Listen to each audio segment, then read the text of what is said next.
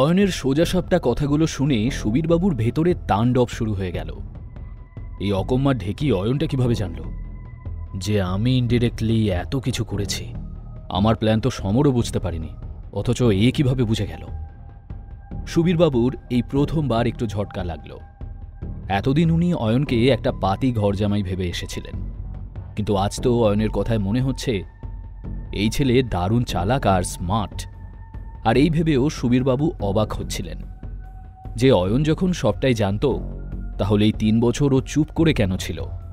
এদিকে শ্রীমন্তী অয়নের কাঁধে মাথা রেখে সব শুনতে শুনতে আশ্চর্য হয়ে যাচ্ছিল। ও এতদিন এসব কিচ্ছু টের পায়নি, অথচ অয়ন কি করে এত কিছু বুঝে গেল? এনিওয়ে, এসব নিয়ে আমি আর জলঘোলা করতে চাই না। শুধু এটুকু বলতে চাই, শ্রীমন্তীর ওপর অন্যায় হচ্ছে, ওকে প্ল্যান করে ফাঁসানো হচ্ছে।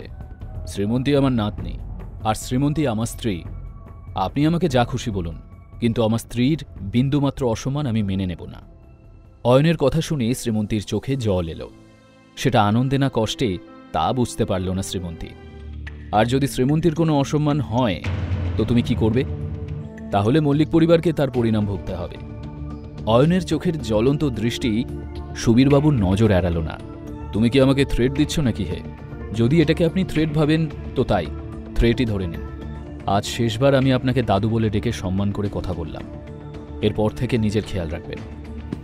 এই বলে অয়ন শ্রীমন্তীর হাত ধরে ওখান থেকে বেরিয়ে গেল। ওদের দুজনকে চলে যেতে দেখে সুবীরবাবুর মুখটা অন্ধকার হয়ে গেল।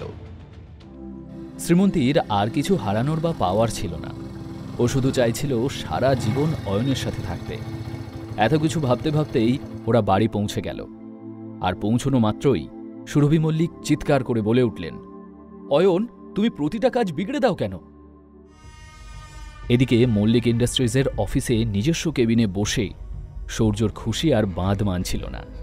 সানরাইজ টাওয়ারের প্রজেক্টটা আমি লিড করব, আর এই কোম্পানির ফিউচার এমডিও আমি। বেচারি শ্রীমন্তী। ঠিক তখনই কেবিনের দরজাটা খুলে সৌর্যর বাবা পঙ্কজবাবু ঢুকলেন। সৌর্য, রেডি তো তুমি? আজ আমাদের মিটিং আছে কিন্তু সানরাইজ টাওয়ারের সাথে। বাবার কথাটা শুনেই সৌর্যর মুখের হাসি উবে গেল। সেদিনের অপমানটার পর প্রতি রাতে ও সেটা নিয়ে দুঃস্বপ্ন দেখে। এখন তো আবির দেব বর্মনের নামটা শুনলেই ও নার্ভাস হয়ে যায়। ওর পক্ষে ওখানে গিয়ে মিটিং করা অসম্ভব। কিছু একটা বাহানা বানিয়ে যাওয়া ক্যান্সেল করতেই হবে ভেবে সৌর্য বলল, আরে প্রকাশ আঙ্কেলকে পাঠিয়ে দাও না। তাছাড়া মিটিংয়ে তেমন গুরুত্বপূর্ণ কিছু ডিসকাস করার তো নেই আজ। পঙ্কজ মল্লিক ছেলেকে বোঝানোর চেষ্টা করে বললেন, দেখ বাবা, তুই এই প্রজেক্টটা লিড করছিস, তাই তোকে যেতেই হবে। প্রকাশ বা অন্য কারোর ওখানে গিয়ে লাভ নেই। আর আবিরের কথা ভাবছিস? ও তো নিজেই সাইন করে আমাদের কন্ট্রাক্টটা দিয়েছে। ঠিক আছে বাবা, আমি যাব। সৌর্য ভাবল মিটিংয়ে যা হবে দেখা যাবে, তবে এই ফাঁকে রয় চৌধুরী গ্রুপ অফ কোম্পানিজের লোকজনের সাথে একটু দেখা সাক্ষাৎ হয়ে যাবে। কিন্তু ও ভাবতেই পারেনি যে রয় চৌধুরী গ্রুপের উত্তরাধিকারীর সাথে ওর ইতিমধ্যেই আদায় কাঁচকলায় চলছে। এদিকে অয়নের শ্রীমন্তী ঘরে প্রবেশ করতেই সুরভি দেবী চিৎকার করে ওঠেন, অয়ন, তোমার জন্য প্রতিটা কাজে ঝামেলা হয় কেন বলো তো? সমর আর শ্রীমন্তীকে হেল্প করতে না পারলে অন্তত ঘরে বসে থাকো। অফিসে গিয়ে ঝামেলা করার কি প্রয়োজন ছিল? শাশুড়ির বকা শুনেও অয়ন বিনা টেনশনে বলল, কেন মা, কি হয়েছে? শ্রীমন্তীও বুঝতে পারছিল না যে দাদুর সঙ্গে যা হয়েছে তা ওর মা বাড়ি বসে কিভাবে জানতে পেরে গেলেন। সুরভি দেবী বললেন, কি হয়েছে বুঝতে পারছো না? কি ভেবেছিলে আমি জানতে পারবো না? 10 মিনিট আগে অফিসের ম্যানেজার আমাকে ফোন করে জানিয়েছে যে গিফট হিসেবে দেওয়া 6 তলা অ্যাপার্টমেন্ট আর অফিসে শ্রীমন্তীর জন্য বরাদ্দ কেবিন সব ফিরিয়ে নেওয়া হয়েছে। অয়না শ্রীমন্তীর জানাই ছিল যে এমন কিছু একটা হতে পারে। সবাই জানে ওই সানরাইজ টাওয়ারের প্রজেক্টটা পাওয়ার জন্য আমাদের শ্রীমন্তী কতটা পরিশ্রম করেছে। এখন প্রজেক্টটাও হারালো, তার সাথে অ্যাপার্টমেন্ট, গাড়ি, অফিসের পজিশন সব হারাতে হলো। সেসব তাও ঠিক আছে, কিন্তু অয়ন, তোমার কি দরকার ছিল বাবার মুখে মুখে কথা বলার? উনি এই পরিবারের গার্ডিয়ান, ওনার সাথে তর্ক করার সাহস আসে কোথা থেকে তোমার? মা, এতে অয়নের কোনো দোষ নেই। দাদু আমার কথা না বিশ্বাস করে সৌর্যর মিথ্যে কথাগুলোই বিশ্বাস করছিলেন। আমাকে তো বলেই দিলেন আমার কথা বিশ্বাসযোগ্য নয়। এত কিছুর পরেও তুই এই অয়নকে সাপোর্ট করছিস? এই ছেলেটার জন্য সব কিছু হারালি, তারপরেও এর ওপর এত টান কিসের তোর? ও যা করে তাই তো ঠিক লাগে?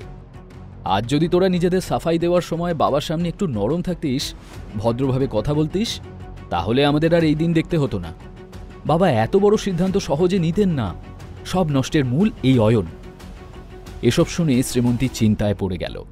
শ্রীমন্তীর ভেতরে যে অশান্তি চলছে তা অয়ন বুঝতে পারছিল। ও শ্রীমন্তীকে সান্ত্বনা দিয়ে কিছু একটা বলতে চাইছিল, কিন্তু তার আগেই, কেন এমন করলে অয়ন? ঘটে যদি একটুও সুবুদ্ধি জাগে তাহলে যাও, বাবার কাছে গিয়ে ক্ষমা চাও। এটা তোমার জন্য সহজ না হলেও তোমাকে করতে হবে। বাবা কিছু শাস্তি দিলে সেটা মাথা পেতে নিও। সমর এখনো হসপিটালে আছে, আর শ্রীমন্তীকেও কোম্পানি থেকে সরিয়ে দেওয়া হয়েছে। এখন তুমিই বলো সংসার চলবে কিভাবে? এক্ষুনি তুমি বাবার কাছে গিয়ে ক্ষমা চাও। সুরভি দেবীর পয়েন্ট অফ ভিউ থেকে একমাত্র এটাই সলিউশন ছিল। একবার যদি অয়ন সুবীরবাবুর কাছে ক্ষমা চেয়ে নেয়, তারপর উনি নিজে সুবীর মল্লিকের কাছে গিয়ে দরকার হলে পায়ে ধরে অনুরোধ করবেন, যাতে সব কিছু ঠিক হয়ে যায়। কিন্তু এরপর অয়ন যা বলল তা শুনে শুধু সুরভি দেবী কেন, শ্রীমন্তীও স্তব্ধ হয়ে যায়। আমি সুবীর মল্লিকের কাছে ক্ষমা চাইতে পারবো না, ক্ষমা তো ওনাকে চাইতে হবে, শ্রীমন্তীর কাছে। অয়ন, আমার মনে হয় তুমি মানসিকভাবে অসুস্থ, সেই জন্যই তুমি এমন উদ্ভট কাণ্ড করছো। তোমার প্রপার ট্রিটমেন্ট দরকার। মা, আপনি মানুন আর না মানুন, আমি আপনাকে বলছি যে সুবীর মল্লিক নিজে থেকে শ্রীমন্তীকে সরি বলবে। ওনাকে সরি বলতেই হবে। এই কথাটার মানে কি পরিষ্কার করে বলো তো? কিন্তু অয়ন কোনো জবাব না দিয়ে নিজের রুমে চলে গিয়ে দরজা বন্ধ করে দিল।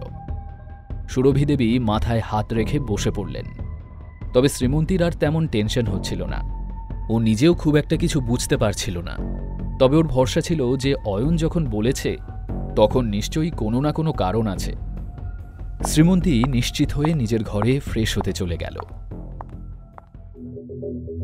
এদিকে সানরাইজ টাওয়ারের মিটিংয়ে বাবা পঙ্কজবাবুকে নিয়ে পৌঁছল সৌর্য। রিসেপশনিস্ট ওদের ওয়েলকাম করে নিয়ে গেল কনফারেন্স রুমের দরজা পর্যন্ত। চিন্তা করিস না, শুধু তো প্রেজেন্টেশনই দেখাতে হবে। কে বলতে পারে, হয়তো আবির দেব বর্মন থাকবেই না আজ। বাবার কথা শুনে একটু কমফোর্টেবল ফিল করল সৌর্য। কিন্তু কনফারেন্স রুমে ঢুকেই চমকে গিয়ে ওরা দেখল আবির দেব বর্মন সেখানে একা বসে রয়েছে। দুজনে একে অপরের দিকে তাকিয়ে নিয়ে ওরা ঢুকে নিজেদের সিটে গিয়ে বসল। গুড আফটারনুন আবির বাবু। আবির তার নিজের কাজে বিজি ছিল। হাতের ফাইলটা টেবিলে রেখে সৌর্য আর পঙ্কজের দিকে তাকাতেই ওর মুখে বিরক্তি খেলে গেল। কি ব্যাপার, এখানে কি চাই? আবিরের এরকম অ্যারোগেন্স দেখে সৌর্যর গা রাগে চিরবির করে উঠল।